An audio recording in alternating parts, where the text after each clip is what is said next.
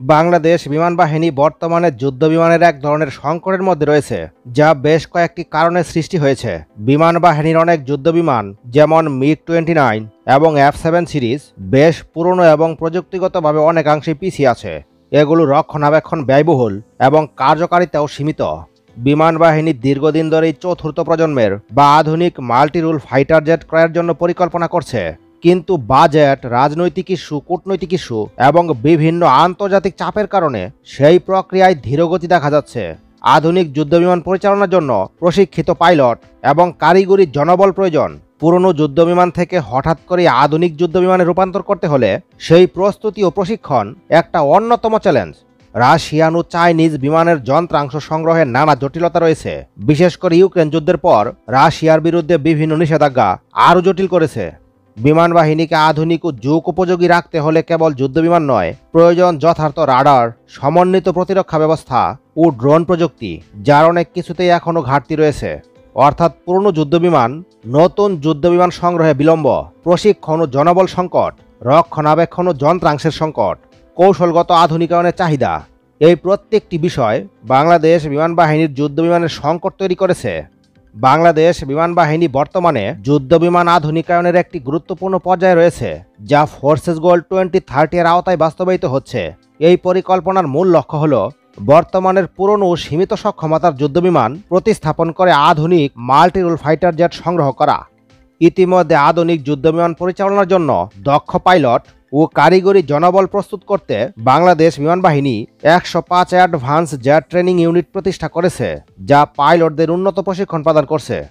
বাংলাদেশ বিমান বাহিনী যুদ্ধবিমান আধুনিকায়নের জন্য বিভিন্ন দেশের সঙ্গে আলোচনা চালিয়ে যাচ্ছে, যার মধ্যে চীন, পাকিস্তান, যুক্তরাষ্ট্র ও ইউরোপীয় দেশগুলো রয়েছে। এই উদ্যোগের মাধ্যমে বিমান বাহিনীর সক্ষমতা বৃদ্ধি পাবে এবং আকাশ প্রতিরক্ষায় উন্নয়ন ঘটবে। বাংলাদেশ বিমান বাহিনী চীনের জেট-এনসি মাল্টি-রোল ফাইটার জেট সংগ্রহের পরিকল্পনা করছে। প্রাথমিকভাবে প্রায় 16টি জেট-এনসি সংগ্রহের সম্ভাবনা রয়েছে। এছাড়া পাকিস্তান ও চীনের যৌথ নির্মিত জ্যাব-17 ব্লক 3 যুদ্ধবিমান বিবেচনায় রয়েছে, যা পুরনো F-7 সিরিজের বিকল্প হিসেবে ব্যবহৃত হবে। তাছাড়া বাংলাদেশ সরকার 16টি পশ্চিমা মাল্টি-রোল যুদ্ধবিমান সংগ্রহের জন্য 25,000 কোটি টাকা বরাদ্দ করেছে। ইউরোফাইটার টাইফুন ও দাসল্ট রাফাল এই তালিকার শীর্ষে রয়েছে। এক প্রতিবেদনে বলা হয়েছে, বাংলাদেশ সরকার 8টি মাল্টি-রোল যুদ্ধবিমান সংগ্রহের জন্য একটি টেন্ডার প্রকাশ করেছে। আরও বলা হচ্ছে, বাংলাদেশ 96টি যুদ্ধবিমান কিনবে 4 দেশ থেকে। দেশগুলো হলো চীন, দক্ষিণ কোরিয়া, সুইডেন ও আমেরিকা। চ্যানেলটি এখনও সাবস্ক্রাইব না করে থাকলে সাবস্ক্রাইব করে ফেলুন এখনই, তা না হলে পরবর্তী ভিডিও আপনার কাছে নাও যেতে পারে। এই 4 দেশের যুদ্ধবিমান ক্রয়ে কোয়ালিটি ও দামের পার্থক্য রয়েছে। তাছাড়া এক এক দেশ এক এক রকম সুবিধা দিতে পারবে। চীন থেকে ক্রয় করলে পছন্দের তালিকায় জেট-এনসি সবার উপরে থাকবে। কোয়ালিটি অনুযায়ী jet-NC 4.5 generation single engine multi-role fighter. Engine হিসেবে ব্যবহার করা হয়েছে চীনের নিজস্ব তৈরি ইঞ্জিন ও রাশিয়ার তৈরি ইঞ্জিন। এর যুদ্ধবিমান কিনলে চীন বাংলাদেশকে যেসব সুবিধা প্রদান করবে তা হলো long term maintenance package, local assembly ও যন্ত্রাংশ পাওয়ার নিশ্চয়তা। তাছাড়া প্রযুক্তি হস্তান্তর করে বাংলাদেশের যৌথ কারখানা নির্মাণের নিশ্চয়তা। অপরদিকে মূল্যের দিক থেকেও সাশ্রয়ী, প্রতি ইউনিটের মূল্য 35 থেকে 40 মিলিয়ন মার্কিন ডলার। এই হিসেবে বাংলাদেশ বিমান বাহিনীর জন্য 96টি কিনতে টোটাল ব্যয় হবে সর্বোচ্চ $4 বিলিয়ন। তাছাড়া দক্ষিণ কোরিয়া থেকে FA-50 ব্লক 20 ফাইটার ক্রয় করলেও তারা বাংলাদেশের টেকনোলজি হস্তান্তর করবে। এই যুদ্ধবিমান প্রতিটির মূল্য চীনের জেট-এনসি থেকে সামান্য একটু কম, 30 থেকে 35 মিলিয়ন ডলার। আর 96টি ক্রয় করলে মোট ব্যয় হবে সর্বোচ্চ $3.5 বিলিয়ন। সব দিক বিবেচনা করে দক্ষিণ কোরিয়ার যুদ্ধবিমান ক্রয়ে বাংলাদেশ বিমান বাহিনীর তেমন আগ্রহ থাকার কথা নয়। তাছাড়া সুইডেন থেকে গ্রিপেন-ই ফাইটার কিনলে তারাও টেকনোলজি হস্তান্তর করবে। তবে গ্রিপেন-ই প্রতিটি যুদ্ধবিমানের মূল্য চীনের জেট-এনসি থেকে প্রায় দ্বিগুণ, $65 মিলিয়ন। এবং বাংলাদেশ বিমান বাহিনীর জন্য 96টি ক্রয়ে মোট ব্যয় হবে $6 বিলিয়ন। অত্যাধিক মূল্য বেশি হওয়ায় বাংলাদেশ বিমান বাহিনী সুইডিশ গ্রিপেন-ই কিনতে তেমন আগ্রহী হওয়ার কথা নয়। তাছাড়া যুক্তরাষ্ট্রের F-16 ব্লক 72 কিনলে তারা কোনো প্রকার টেকনোলজি হস্তান্তর করবে না। অথচ মূল্যের দিক থেকে প্রতিটি F-16 ব্লক 72 ফাইটার চীনের জেট-এনসি থেকে প্রায় দ্বিগুণ মূল্যের, $70 মিলিয়ন প্রত্যেকটির মূল্য। অর্থাৎ মূল্য আকাশচুম্বী এবং ব্যবহারে যুক্তরাষ্ট্রের পছন্দ মতো দেশের বিরুদ্ধে ব্যবহার করা যাবে না। যেমন পাকিস্তানের F-16 ভারতের বিরুদ্ধে ব্যবহারে নিষেধাজ্ঞা দিয়েছে যুক্তরাষ্ট্র।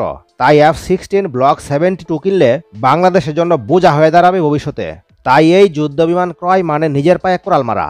তাই সব দিক বিবেচনা করে বাংলাদেশের জন্য সবচেয়ে আদর্শ হবে চীনের জেট-এন-সি। আর সেই সঠিক সিদ্ধান্তই নিচ্ছে অন্তর্বর্তীকালীন সরকার ডক্টর মোহাম্মদ ইউনূস। বলা হচ্ছে ভারতকে নাস্তানাবুদ করা চীনা যুদ্ধবিমান কিনতে যাচ্ছে বাংলাদেশ। এবার বাংলাদেশ তার আকাশ প্রতিরক্ষা ব্যবস্থাকে আরও আধুনিক করতে চীনের তৈরি চতুর্থ প্রজন্মের জ্যাভ-17 থান্ডার ব্লক 3 যুদ্ধবিমান কিনতে আগ্রহ দেখিয়েছে। এই বিমানকে ভিক্টোরিয়াস ড্রাগন নামেও ডাকা হয়। পাক ভারতের 4 দিনের যুদ্ধে প্রথাগত বিমান বা ট্যাঙ্কের বদলে ড্রোনই ছিল প্রধান আক্রমণ ও প্রতিরক্ষার মাধ্যম। চীনের তৈরি বিভিন্ন প্রতিরক্ষা ব্যবস্থাকে কাজে লাগিয়ে পাক ভারত যুদ্ধে এগিয়েছিল পাকিস্তান। আগে বাংলাদেশ বিমান বাহিনীর ভরসা ছিল পুরনো ধরনের যুদ্ধবিমান যেমন F-7 ও MiG-29, কিন্তু সময়ের সঙ্গে বদলেছে কৌশল ও নেতৃত্ব। বর্তমানে বাংলাদেশের নেতৃত্ব দিচ্ছেন নোবেলজয়ী অধ্যাপক ডক্টর মোহাম্মদ ইউনূস, যার অধীনে দেশের সামরিক কৌশলে আসছে বড় পরিবর্তন। চীনের এই জ্যাভ-17 ব্লক 3 আধুনিক প্রযুক্তি ও অস্ত্র ব্যবস্থায় সজ্জিত একটি যুদ্ধবিমান। এটি অনেকটাই যুক্তরাষ্ট্রের F-16 যুদ্ধবিমানের মতো, তবে খরচ অনেক কম। পাকিস্তান ইতিমধ্যে এই বিমান ব্যবহার করে ভারতের আধুনিক রাফাল যুদ্ধবিমানের বিরুদ্ধে বড় সাফল্য পেয়েছে। এবার বাংলাদেশও সেই প্রযুক্তি নিচ্ছে। প্রাথমিকভাবে বাংলাদেশ 16টি যুদ্ধবিমান ক্রয়ের পরিকল্পনা করছে। এছাড়া হেলিকপ্টার ও ড্রোন সহ সামরিক শক্তি বাড়ানোর জন্য আরও বড় পরিকল্পনা রয়েছে।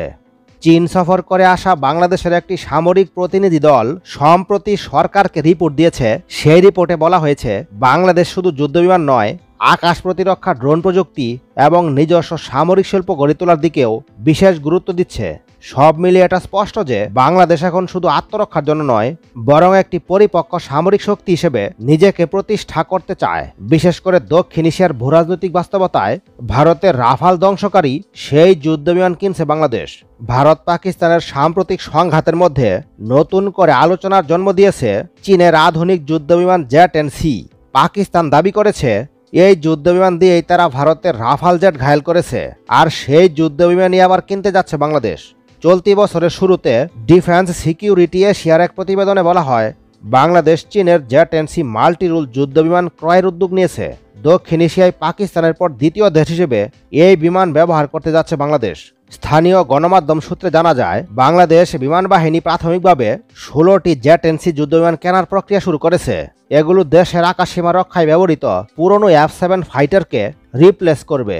বাংলাদেশ বিমান বাহিনী প্রধান air chief marshal Hasan Mahmud Khan বলেন, আমরা আধুনিক যুদ্ধবিমান এবং অ্যাটাক হেলিকপ্টার অর্জনের জন্য সর্বোচ্চ চেষ্টা করছি।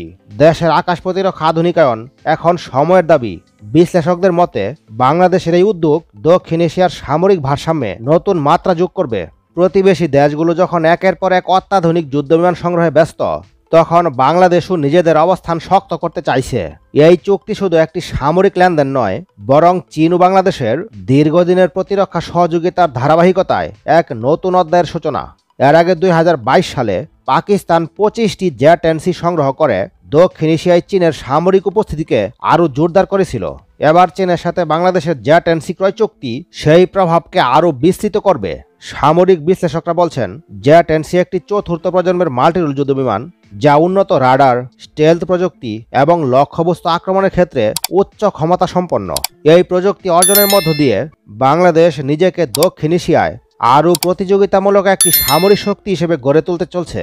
সুতরাং সব দেশকে পেছনে ফেলে চীনের জেট-এন-সি হল বাংলাদেশের পরবর্তী যুদ্ধবিমান। এ ব্যাপারে আপনাদের মতামত কমেন্টের মাধ্যমে জানিয়ে রাখুন। পরবর্তী নতুন ভিডিও সবার আগে পেতে একটি লাইক দিয়ে চ্যানেলটি সাবস্ক্রাইব করে রাখুন।